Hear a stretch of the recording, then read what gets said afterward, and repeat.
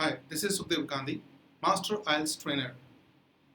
So today I tell you first of all, there are a number of subscribers who have joined recently, and it's my job to tell you about myself as well so that you can learn also well from me. And thereafter I tell you the major difference today itself between and as well as to. IELTS के अंदर maximum students they are using and as well as, but they are incorrectly using it. So I'll make you understand in depth about it. So let me start with, first of all, let me tell you about me. As far as my qualification is concerned, I am Masters in Business Administration from Adam Smith University, US, and I have an experience of teaching IELTS for the last 10 years. Of course, in-depth knowledge I do have in IELTS in the 4 parts: reading, writing, listening, and speaking. Specialization in writing as well as speaking too. I request every student or every subscriber who have joined, have not watched my videos on writing or reading yes no not given, I advise them must watch. It really helps them to understand the new concept, because the concept which is for the yes not given has sole rights of mine. So nobody can make you understand in depth about the tricks of yes, no, and not given. So keep watching my videos also. I usually update mostly after 1 or 2 days. So keep in touch with me, share my videos if you like it. So let's start today's lecture on the difference between and as well as. So what is the major difference in that? And as well as kya hai? First, what is the mistake that is done by the student? Like for example, computers and mobile are the favorite gadgets of mine. अब एक sentence है ये, computers and mobile are favorite gadgets of mine. इसका मतलब है computer भी और mobile भी दोनों मेरे फेवरेट हैं. फिर हम सेंटेंस यूज करते हैं, computers as well as mobile are my favourite gadgets. ऐसे सेंटेंसेस अगर आप लिखते हैं तो इस सेंटेंस को गलत माना जाएगा. इसका मतलब अगर आप ये समझते हैं कि कंप्यूटर और मोबाइल दोनों फेवरेट हैं तो ये सेंटेंस गलत माना जाएगा. And mostly the students do such kind of mistakes while writing. They usually right in such form, but they must understand what is actually the difference between these two. चलिए पहले बात करते हैं कि and का मतलब क्या है और and के लिए helping verb कौन सा लगता है. देखिए सेंटेंस बनाना है, पहले आप सेंटेंस बनाते हैं जब जोड़ते हैं सेंटेंस को, जैसे कंप्यूटर्स एंड मोबाइल दो को जोड़ा, तो ध्यान रखिएगा कि इसके बाद जो हेल्पिंग वर्ब लगेगा वो आर लगेगा, क्योंकि कंप्यूटर्स एंड मोबाइल दोनों जो हैं वेटेज इक्वल है दोनों की. एक सेंटेंस में बोल रहा हूं, ध्यान से आप स्क्रीन पे देखिएगा. Books and computers are useful for the children. अब आपको यहां पे ध्यान रखना है कि जो आर है, बुक्स एंड कंप्यूटर्स दोनों प्लूरल है तो आर लगाएंगे.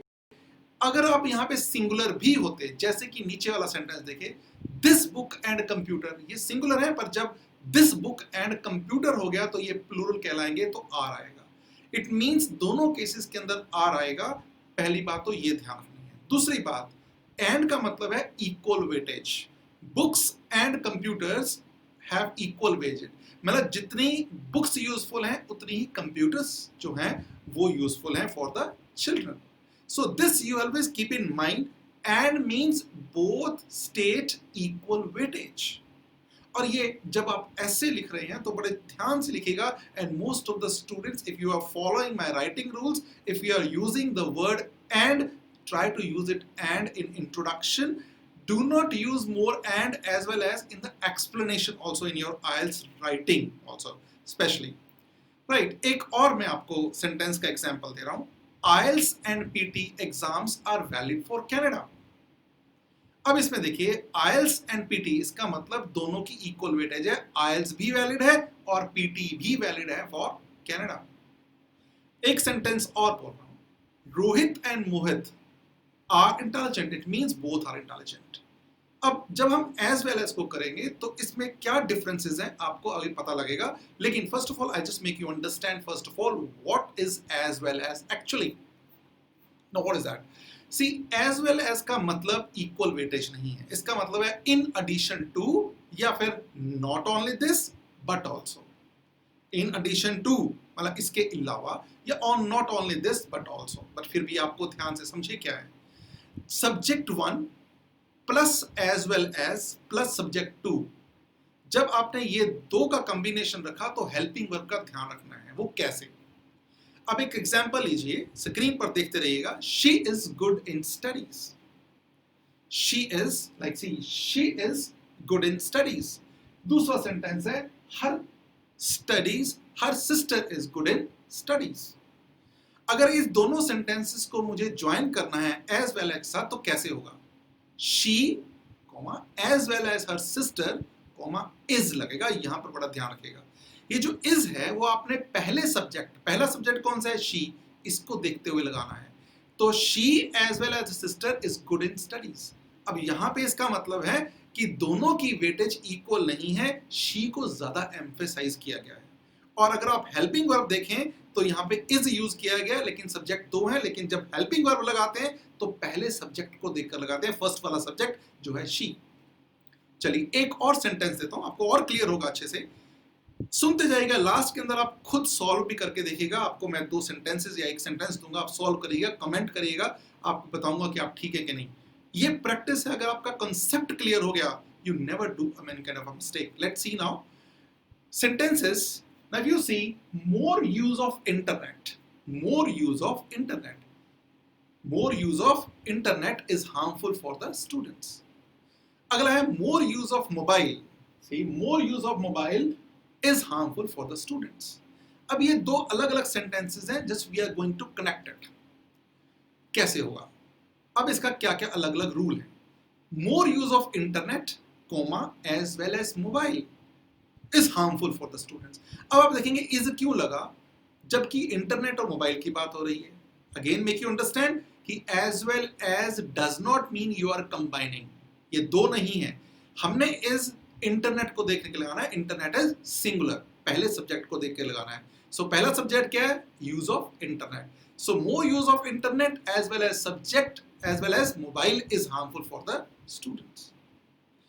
अब more use of internet is harmful for the students as well as mobile. आप ऐसे भी सेंटेंस को बना सकते हैं, आप सेंटेंस को ऐसे भी बना सकते हैं, not only internet is harmful but also mobile. So these are the different ways. अगर आप इस तरीके से अलग अलग सेंटेंसेस बनाएंगे, this is the test of the examiner. उसको ग्रामेटिकली आप सही हैं, उसके बाद आपकी पंक्चुएशन सही है, उसके बाद आपकी वैरायटी आ रही है सेंटेंसेस के अंदर। इस तरह की सोच बनाइएगा व्हेन यू स्टार्ट राइटिंग और when you are writing your paragraph, right. चलिए और देखते हैं एग्जांपल्स। आपको और भी समझा रहा हूं, आपको सुनते जाइए, आपको समझ आ जाएगा कि एक्चुअली में है क्या। यस, पर ध्यान रखिएगा कि जब हम एज वेल एज लगा रहे हैं, I am saying you, subject one को देख के हेल्पिंग वर्ब लगाना है। अगर सब्जेक्ट पहले वाला, फर्स्ट सब्जेक्ट अगर प्लूरल है तो आर ही आएगा। इज उसी कंडीशन पे आएगा जब सब्जेक्ट वन जो है वो सिंगुलर होगा। क्लियर? अब देखिए आगे, credit card and debit card are highly in use these days. अब मैं आपको एंड और एज वेल एज दोनों का इकट्ठे बता रहा हूं, राइट। पहले मैंने बताया एंड का यूज किया है, फिर मैं बताया एज वेल एज का यूज किया है। अब मैं आपको दोनों का इकट्ठे डिफरेंसेस बता रहा हूं। Credit card and debit card are highly in use these days.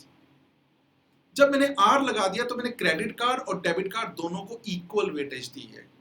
Credit cards भी कर सकते हैं, डेबिट कार्ड्स भी कर सकते हैं, लेकिन दोनों की इक्वल वेटेज है। इसका मतलब है क्रेडिट कार्ड भी हाईली यूज है और डेबिट कार्ड भी हाईली यूज है। इसी को मैं एज वेल एज के साथ बना रहा हूं। देखिए, credit as well as debit card. अब मैंने पंक्चुएशन लगा दी यहां पर इज। अब मैं इस किसको देख के लगा रहा हूं? क्रेडिट कार्ड को। Is highly use in these days. Suppose आपको क्वेश्चन आ गया कि क्रेडिट कार्ड के ऊपर एडवांटेजेस लिखिए और डेबिट कार्ड के ऊपर एडवांटेजेस या ओवर वे या आउट वे आ गया, तो अब क्रेडिट इस तरह के सेंटेंसेस आपको यूज करने पड़ेंगे। So you must be very careful how to use this. अब इसमें मुझे लगाया, इसमें मैंने इज लगाया क्रेडिट कार्ड को देखकर, because it is treated as singular. अब आगे देखिए और ऐसे कैसे लिख सकते हैं इसी सेंटेंस को, credit card is highly in use these days as well as debit card, you can use like this also.